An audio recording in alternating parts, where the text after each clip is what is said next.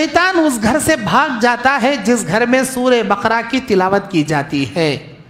आज हमें ऐसे चोर पाखंडी आलिमां को ले जाको पैसे बर्बाद कर डालते। उन्हें आता चुपके तो देखता है, ये कोने में 4 शैताना हैं, वो कोने में 2 शैताना बैठी, तुम्हारे घर में बड़ा भूत बैठा, तुम्हारी जोरू के पीछे 2 जिन्नाता लगली, ऐसा बोल को काना में कीड़े छोड़ को भेजे में लिबलिबाते मेंढकान छोड़ डालता।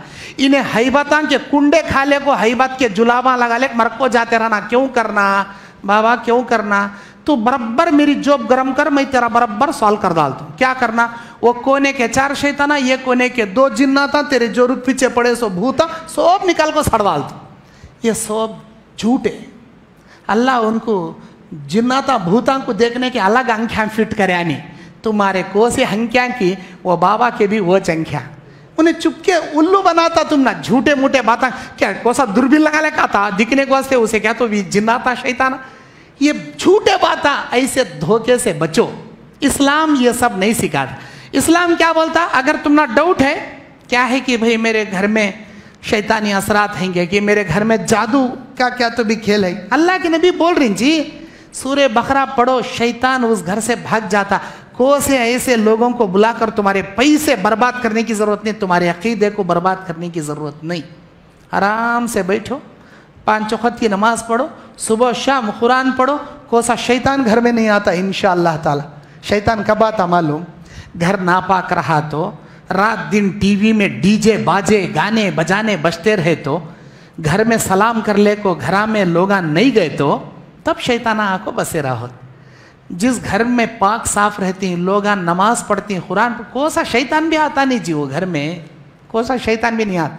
अच्छा, और एक अल्लाह के नबी सल्लल्लाहु अलैहि वसल्लम कहते हैं, जामे तिरमिज़ी की हदीस, ये सूरह बकरा, सूरह आले इमरान, यअतियानी शफीआनी यौमुल क़ियामह, ये 2 सूरतें सूरह बकरा सूरह आले इमरान अपने पढ़ने वाले के हक में सिफारिशी बनकर आएंगे, सिफारिश करेंगे। अल्लाह तो इनको माफ़ कर दे, अल्लाह तो इनको जन्नत में दाखिल कर, ये मेरी तिलावत किया करते थे, अल्लाह तो इनको बख्श दे। सूरह बकरा सूरह आले इमरान की सिफारिश को अल्लाह कबूल करेगा।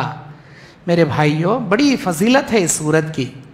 अच्छा, कई को अल्लाह नाजिल करे सूरह बकरा को, क्या वास्ते नाजिल करे?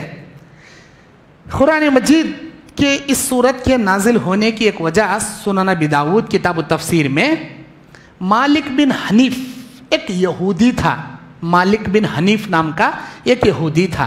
वो मक्के में ये अफवाहें फैलाता था कि मोहम्मद साहब पर कोई वही नाजिल नहीं होती, मोहम्मद साहब के पास कोई इल्म नहीं है, ये अफवाहें हैं।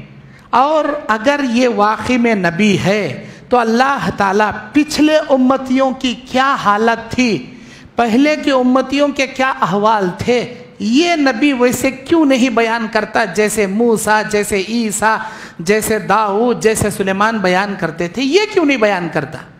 लोग सवाल करते थे। मालिक बिन हनीफ अफवाहें फैलाता था।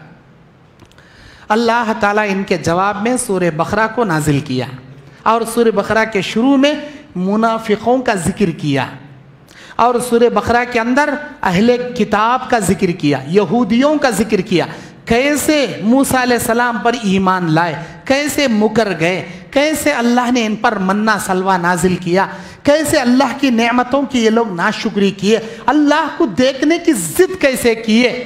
ये तमाम चीज़ों का जिक्र अल्लाह ताला सूरह बकरा में किया। इनके जवाब में ये सूरा अल्लाह ताला नाजिल किया।